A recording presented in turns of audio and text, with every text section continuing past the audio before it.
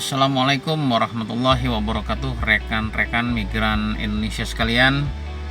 Berjumpa kembali dengan saya, C. Awan, yang kali ini akan membicarakan mengenai masalah TKI untuk tidak kabur dari pekerjaannya.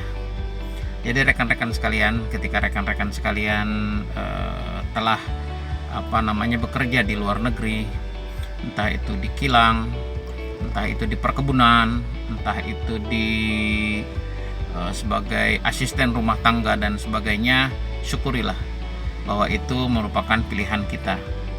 Mengenai nantinya apakah kita di sana akan mendapat tempat yang enak, atau mungkin yang parah, atau mungkin yang tidak mengasihkan, terimalah dengan kesyukuran yang ada. Jadi kadang-kadang kita sudah mulai digoda gitu kan, oleh keadaan untuk kita kabur, untuk kita keluar dari tempat bekerja, padahal kita bekerja di sana secara resmi. Bapak, Ibu sekalian dan rekan-rekan sekalian, sebenarnya pilihan-pilihan ini merupakan pilihan-pilihan yang harus kita terima. Karena kalau semakin sedikit info yang kita dapatkan tentang pekerjaan kita, kadang-kadang kita akan merasa kecewa. Ternyata apa yang disampaikan, yang diheboh-hebohkan tentang kebaikan, tentang keenakan bekerja di luar negeri, ternyata tidak seperti yang terjadi pada Bapak Ibu sekalian. Itu kalau kita kekurangan informasi ketika kita mau bekerja atau mau mencari pekerjaan. Tapi ketika kita sudah mendapatkan informasi yang lengkap, insya Allah kita akan sedikit banyak kita akan semakin tahu bahwa bekerja kita di tempat apa dan sebagainya. Bapak Ibu sekalian, ketika kita menghadapi sebuah pekerjaan di luar negeri, Bapak Ibu sekalian harus memahami bahwa kita bekerja di luar negeri. Kita bekerja dengan dengan ketentuan-ketentuan yang lain jauh sekali dengan di dalam negeri.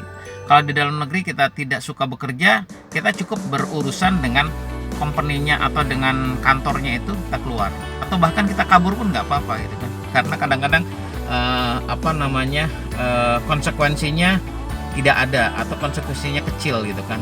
Tetapi kalau di luar negeri, ketika kita berusaha untuk kabur, untuk misalkan keluar dari perusahaan itu, kita akan berhadapan dengan hukum negara. Itu yang bermasalah. Itu yang akan menjadi masalah besar kepada kita ketika kita mencoba keluar atau kabur dari perusahaan yang kita tempati saat itu. Akan banyak nanti godaan-godaannya. Godaan itu merupakan godaan yang pekerjaannya lebih enak, gajinya lebih besar, dan lain sebagainya. Itu sebenarnya godaan-godaan yang sifatnya harus kita pahami, bahwa ketika kita keluar dari pekerjaan kita yang resmi, kita mencampakkan diri kita kepada status kita sebagai orang yang tidak legal atau orang haram, istilahnya pekerja haram gitu kan. Itu harus dihindari. Karena apa? Ketika kita meninggalkan pekerjaan yang resmi kita dan beralih menjadi pekerja haram dan sebagainya, bahkan maka hak-hak kita akan juga ikut hilang. Hak apa? Hak keamanan, hak mendapatkan perlindungan dan sebagainya. Saya banyak kasus ya yang kita tangani. Kadang-kadang kita merasa kasihan juga dengan kawan-kawan kita yang ketika tidak mempunyai dokumen, dia bermasalah dengan kesehatan, mau ke rumah sakit pun kadang takut. Karena ketika ke rumah sakit atau ketika ke hospital, yang ditanyakan dulu apa? Dokumennya, dokumen dirinya. Nah, ketika dia tidak ada dokumen diri, dia akan takut gitu kan. Kalau misalkan sakitnya sudah parah, kadang-kadang sampai meninggal dunia pun susah untuk kita uruskan karena tidak dokumen resmi. Biasanya kita akan kerjasama dengan NGO atau bekerja sama dengan LSM yang ada di luar negeri, baik itu LSM Indonesia maupun LSM tempatan, dan juga kerjasama dengan pihak kedutaan atau pihak konsulat. Dan itu prosesnya kadang-kadang lama. Ketika tiada dokumen, tidak diketahui dia sebagai warga, kita tahu bahwa dia warga Indonesia tapi nggak ada dokumen resmi, tidak bisa juga dianggap sebagai warga Indonesia karena dia tidak ada dokumen. Sehingga akhirnya diputuskan oleh negara di mana dia tinggal, dia akan dikategorikan sebagai Mr. X, orang yang tidak mempunyai kewarganegaraan. Dan itu proses pembumiannya atau pemakamannya memerlukan waktu yang lama karena melibatkan proses pengadilan atau mahkamah, juga melibatkan pihak-pihak yang lain seperti polisi dan sebagainya. Jadi Bapak Ibu sekalian, ketika Bapak Ibu sekalian bekerja di luar negeri, yakinkan bahwa Bapak harus bekerja pada majikan atau pada perusahaan atau pada company yang Bapak Ibu sekalian resmi berada terdaftar di sana. Mengenai apakah tidak nyaman dan sebagainya, harus kita istilahnya tuh ya, harus kita nyaman-nyamankan, harus kita enjoy-enjoykan sesuai dengan kontrak yang ada di sana. Misalkan kontrak 1 tahun, selesaikan 1 tahun. Kontrak 2 tahun, selesaikan 2 tahun. Setelah itu baru kita berpikir untuk mencari pekerjaan lain setelah kontrak habis. Karena apa? Ketika kontrak habis, kita pun bisa mendaftar ke tempat lain dengan cara yang resmi juga gitu kan. Jadi kita sudah ada pengalaman misalkan di perusahaan yang sebelumnya. Tetapi ketika kita keluar, ketika kita kabur, di mana kita tidak membawa paspor kita, dokumen kita tidak ada, itu akan susah nantinya. Dan jangan terbujuk oleh bujukan rekan-rekan yang tidak memahami hal ini.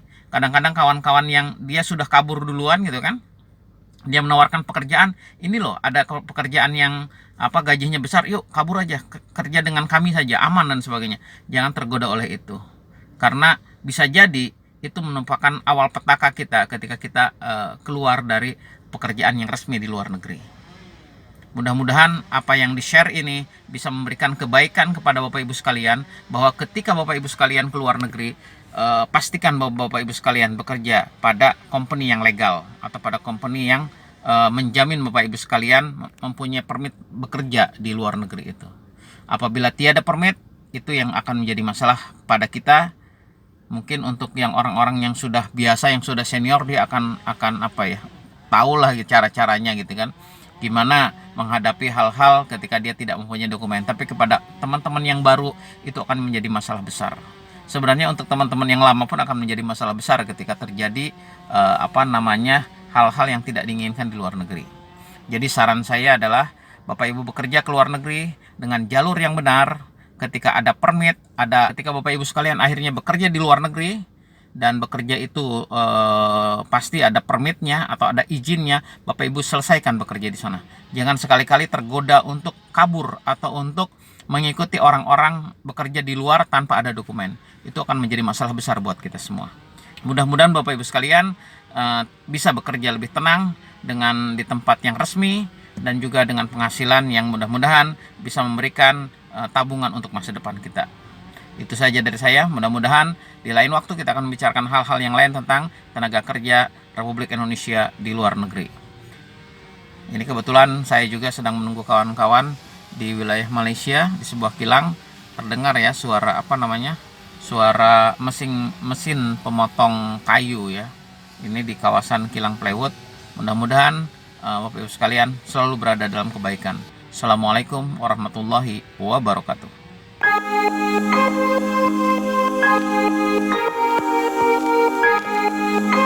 Thank you.